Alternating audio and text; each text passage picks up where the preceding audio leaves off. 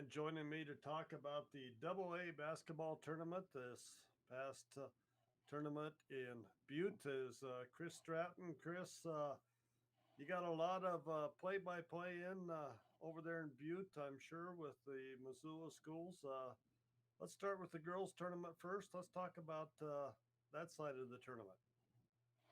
Yeah, it was a great tournament. Hats off to everyone involved with the Butte Civic Center, everybody with the high school association. The Butte Civic Center is one of my favorite places to go for the state tournament. They do a really great job over there. They treat the teams and the families and everybody real well, and so it was a great tournament. And I'm glad you waited a week. I got my voice back. I was a little hoarse there for a couple of days, but yeah, what a great tournament we had that weekend over in Butte. And on the girls' side, I kind of expected both Flathead and Hellgate to run through, and expected Hellgate and Flathead to play for that championship game. But unfortunately, the injury bug got a hold of Hellgate, and Alex Colville wasn't able to play 100% in the semifinal game, and unfortunately that put him over on the winner go home side of the bracket. But uh, you know that Flathead High, Kennedy Moore, and Mandy Moy, uh, uh, Chenard, those three girls, there's going to be some stuff lacking there. Of course, Kennedy Moore only a junior at Flathead, but Coach Tudor, he took the uh, uh, Big Fork boys to a state title a few years ago. Took some time off, retired after, took some time off, and got back in with the Flathead team. And that guy's just got so much basketball in his head. And I had a couple opportunities during that weekend and also the divisional weekend at Flathead to kind of sit and listen to him talk to the other coaches, talk to other people about basketball. And he has just got so much basketball in his mind. He's going to be a great coach for the future for anybody. He's going to stay there in Flathead, but no matter what he does, he's going to have success. And hats off to the Flathead Bravettes on their success this year. But Billings West, having the Pierce sisters being able to handle everything in the paint, the Bauman, Layla Bauman just being able to play lights out. They gave Hellgate everything they could handle, and then going into that championship game, just some great things that happened for them for Billings West. But Brianna Williams out of Skyview, she is one special girl. I had the girls game, Skyview and Sentinel on Saturday morning in the play-in for the consolation game. And while the boys' game was going on, the girls were out in the hallway. They were doing their thing, had their headphones in, playing music and socializing. And Brianna had several young people come up to her in the hallway and ask for pictures and to talk to her. And sometimes with these high school kids, when they are successful, when they are as talented as they are, sometimes they don't understand how important those relationships are with the fans. And she took time and she was taking pictures, selfies with young girls and sitting and talking to them. And she's just a special young girl, and they're going to have some good success, I think, next year with Skyview. That kind of leads me into my next topic here. Who do you see coming back next year, Chris, that might be playing on Saturday night in that championship game? I already talked about Flathead. Coach Tudor, he's going to lose some seniors this year, but he just has the ability, the knack to be able to reload, restart, and take what he gets and goes. But I think the East is going to have some good teams, both Billings West and Skyview are going to be in the mix once again, fighting for that. Out of the West, I think we're going to see, um, Flathead in there. I really think Big Sky having the ability to have the coach stick around another season, having the girls work together. I talked to Coach Williams at the divisional tournament, and we talked about how important those summer games are, and getting out there and playing those tournaments with the girls. And he was really excited about being able to have those again this year. And you know, they're a young team. Cadence Couture, she is an exceptional young lady, and her and Brianna Williams, they have a special relationship. I think they developed that last summer during there's a tournament that goes on the High Line. I think it is. They do it up there, Right. um, in Havre, and I think they got to know each other up there, and that bond had really stuck. And seeing those two hang out with each other was really special. But those are the teams I think that are going to be fighting for that Eastern or for that Saturday night game. All right. Well, let's jump over to the boys' side and take a look at that. What were your thoughts there, Chris? You know, I really I had Glacier pegged. I thought Glacier was going to win it all. They were peaking at the right time. They played some great basketball through the stretch at the divisional tournament, leading into the divisional tournament. And so, coming out of the divisional tournament, I just was thinking, man, I don't think there's anybody that can beat these Glacier boys. And they had West on the ropes, and Billings West came back and showed why they deserved to play in that game on Saturday night. And same thing with Hellgate. Hellgate, I wasn't quite sure. I was worried for Hellgate on a couple of the games. That Bozeman game, uh, Hellgate and Bozeman, they've got a little bit of a history there. They've played against each other for state championships. They've played against each other in the regular season and non-conference play. And that game, I thought, man, I think Hellgate had used all of their gas, all of their juice to get to that championship game. And I felt the same thing going into the divisional tournament against Glacier. Like I said, Glacier was playing so hot, so lights out, and so I was like, oh man, Hellgate's going to be on the ropes. And they came out and they gave it to Bozeman, and then coming out on Saturday night against West, Coach Hayes, he knows his players. And there were times I was like, oh man, we need to call a timeout, talk things over. He just let his boys figure it out on the floor.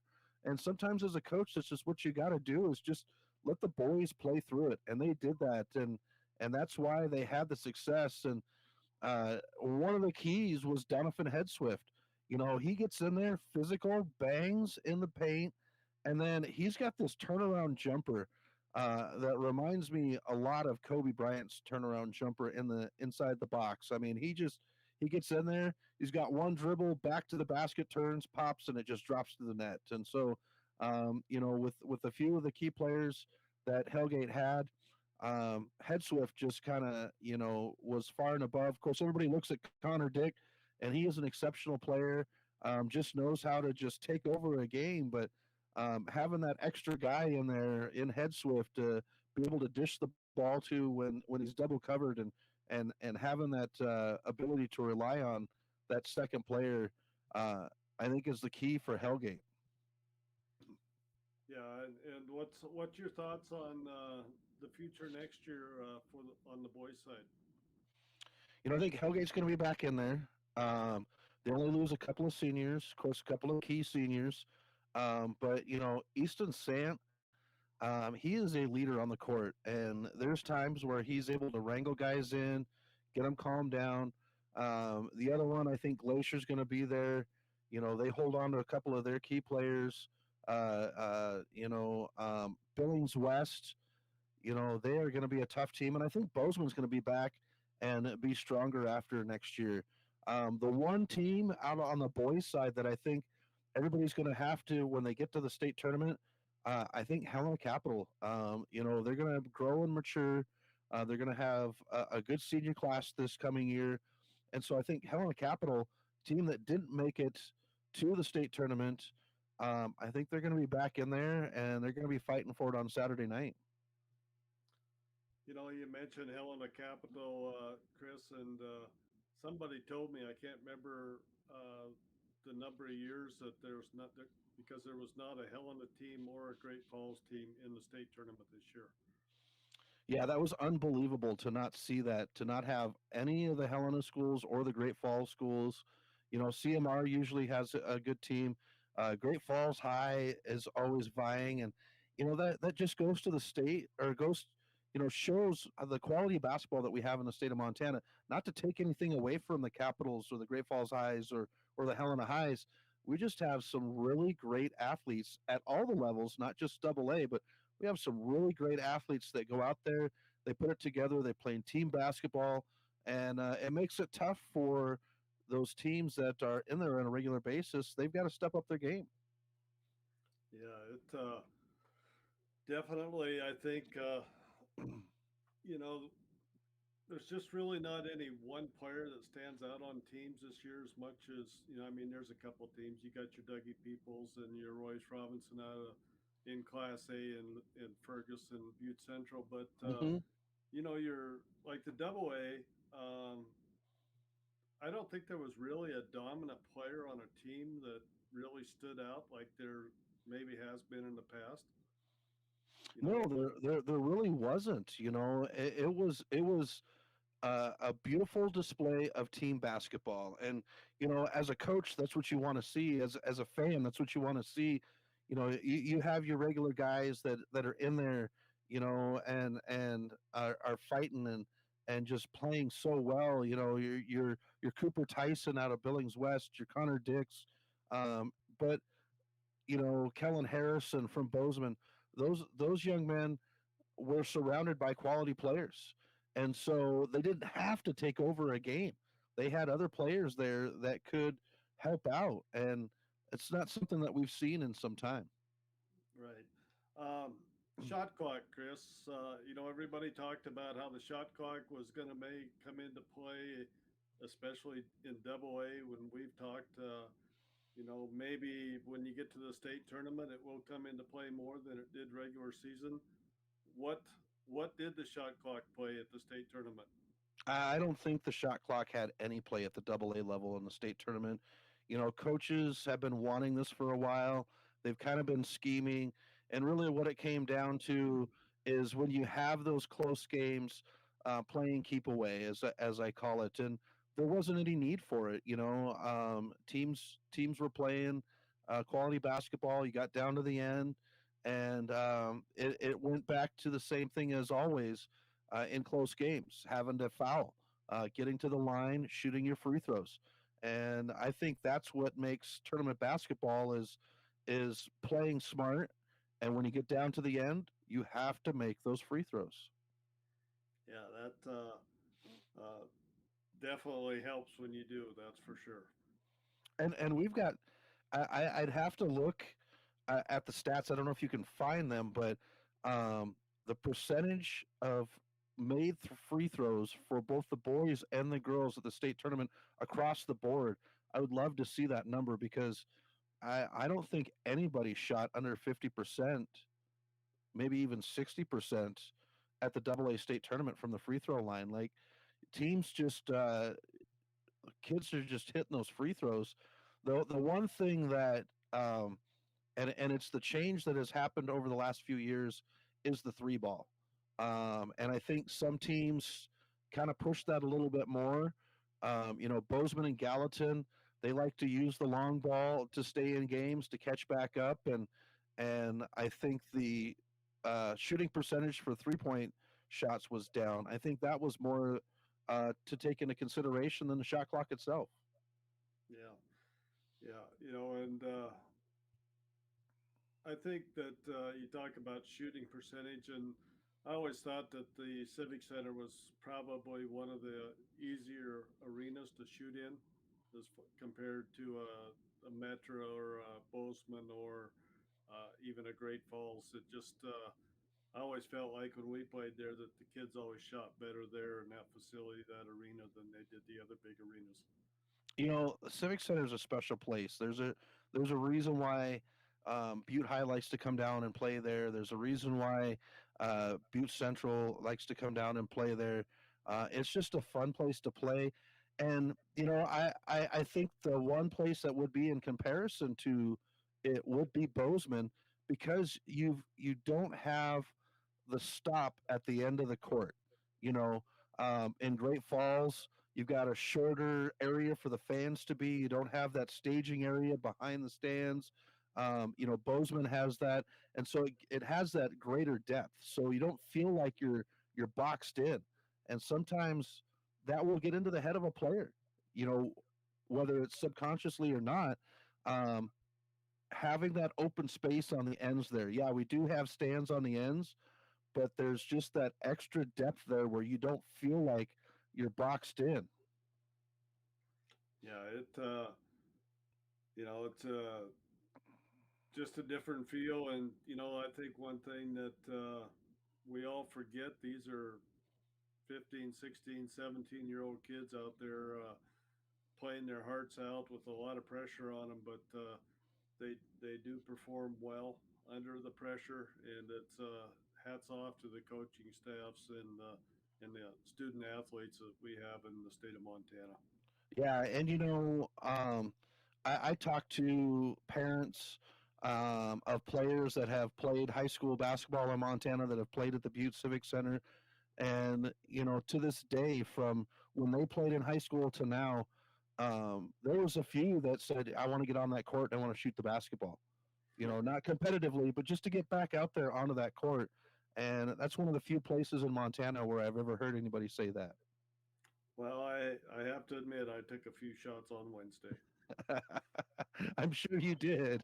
It was nice to see you there on Thursday, and a little bit of a surprise. And I should have shoved a microphone in your face because it was halftime, and turned the tables on you and interviewed you. No, no, I was just fine what we did there, Chris, and I kind of took off early there and headed to Bozeman and caught a couple games in Bozeman, and then came home. Got to got to spend the night in my own bed for a change. That was kind of nice that Thursday night. So Yeah, you're the rambling man. I got a lot of respect for you. Um, how was that Bozeman? I didn't get to. I heard quite a bit from people, but how was that Bozeman tournament? it's very good. You know, just I don't know. I think I still think the Class B tournament from top to bottom, both boys and girls, was probably the most balanced tournament in the state. Um, I would say the A was maybe second. Some very good games, close games there. And I honestly think that this may be one of the best double A years that we have seen in the past few years, as far as balance from top to bottom on both sides of the bracket. Now, one thing that I've pondered, I know that they do that Highline tournament up in Havre where they get the kids together. Right. Um, Flathead has an all-star tournament where they have all the kids in the Flathead area come together. And I know that I think Billings does kind of the same thing. But why don't they do like a showcase and have it a Montana where they have double A through C, players that make the all team for the tournament, or however they want to do it. Why don't they have something like that in Montana? Well, I think it's a federation rule of how many All Star games, because those would be considered All Star games. What the amateur status is, how many All Star games that they can play in as student Okay. athletes. I know it comes into play big time in football when you got your Shrine game and your Montana Wyoming All Star basketball game. There's times when those kids have to choose which one, because they are, and I don't know the number, Chris, but they're only allowed so many All Star games. Yeah, the Mondac, I think that comes into play too. Yeah, yeah, and they did just finish up the tournament in Billings, both for both boys and girls, this past weekend. And I don't know if there were any Missoula kids in that this year. There have been in the past. Um, I was a little bit more into that at that time and attended it than I did this year. I didn't go this year, but kind of looking at some of the scoring in it. Um, Dougie Peoples was down here. He played in it, I know. Um, but I think it's kind of become a regional thing with those type of tournaments. You say Kalispell has one. I don't know if there's one around Missoula or not. Billings, the Highline tournament in Havre is a little bit different because they do have underclassmen in that tournament, and I'm not sure how that works. Um, I just don't know, but they do have underclassmen playing in that tournament. As to where, like the one in Billings this past week, I believe that's all seniors playing in that tournament. So there's there's rules for it and against it and all that. That I'm sure that those come into play as to not being able to have it. Um, and I've said for years it would be. I'd love to see the four state champions play a round robin Yeah. every year. There'd be some years they'd be cool, some years there'd be blowouts, but it would be fun. It would be fun to see that scenario play out once, but I don't think we'll see it in our lifetime, Chris. No, and another one. I was talking to some officials at the state tournament, and I'll make this quick because I know you're probably ready to close out here. But talking to some of the officials with with fans, some cheering and some jeering that was going on during the state tournament. I would love to see a game where the officials play, and then the officials get to pick fans out of the crowd to be the officials for the game. Yeah, I don't know if that'll ever fly either. I I just think that would be so fun to just pull those fans out of the crowd, and if somebody's saying something, no matter who's officiating, all right, you come in, you're official, you go sit down and enjoy the game, just Yeah. type of thing. Let the officials play basketball because man, there's some officials that we have in the state of Montana. I bet there's some ballers. There's Oh some yeah. guys out there that run that hardwood, and I'm pretty sure that some of those guys are some good ballers. Yeah, there's several of them were pretty good players in high school and in college as well. So, but yeah, sportsmanship, officiating, and all that. That's for another day. I'm working on that. It's just hard to make my mouth say be political correct with my mind thinking sometimes. So I got Oh, to I work. know. I got to practice on that one, Chris. Yeah, for sure, for sure. Well, Chris, thanks for coming on all year, and appreciate your time and your efforts to help us out here. And probably going to bug you a little bit about some baseball and softball coming up this spring if we get rid of the snow and figure this out in Montana. Yeah, I would love it. And I wanted to say thank you for letting me come on and appreciate the time that you've given me. It's a great thing that you do here. These kids need to be showcased and highlighted, and you've done an awesome job of it. Well, thank you. I appreciate that. And I'd like to thank our guests that come on the show and talk about Montana high school sports. Without them, this show would not be possible. And once again, if you like this podcast, please click on the subscribe button below to get alerts when we have up a new podcast.